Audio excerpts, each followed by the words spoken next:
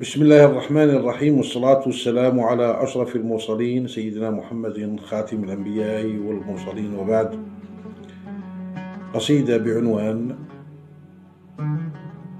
بنت الخال، وهي قصيدة في الغزل العفيف. جادت بها قريحتي هذه الأمسية، حيث أقول: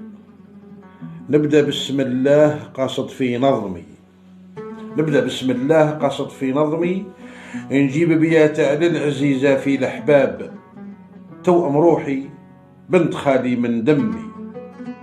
وشرفية حرة صلة في الانساب، دخلت داري بالربح ومشى همي، دخلت داري بالربح ومشى همي، وطلعت شمسي والضباب علي غاب،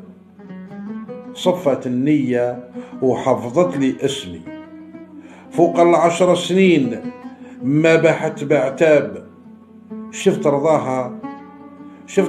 في القليلة في سهمي، شفت رضاها في القليلة في سهمي، هذه بالتحقيق كلمة جات صواب. حيزية لسعيد قالت ذا قسمي، وانا قسمي بنت خالي عسل رضاب، بوثينة بخسارها سكنت عظمي، وانا مثل جميل لهوها رحاب، نورة ونوارها زين ويرمي، نوارة ونوارها زين ويرمي، بين ضلوع صغارنا والعيش طياب، مقدودة بأخلاقها ماني وهمي، مقدودة بأخلاقها ماني وهمي، حبها في عرقي مثل الدم انساب، جهيتك يا كريم حقق لي حلمي، نصحب بنت الخال لبيتك يا وهاب،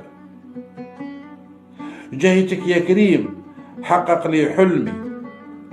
نصحب بنت الخال لبيتك يا وهاب، نختم بالصلاة الحبيب التهامي، شافع الأمة شيبها وشباب، شافع الأمة شيبها وشباب. والسلام عليكم ورحمة الله تعالى وبركاته.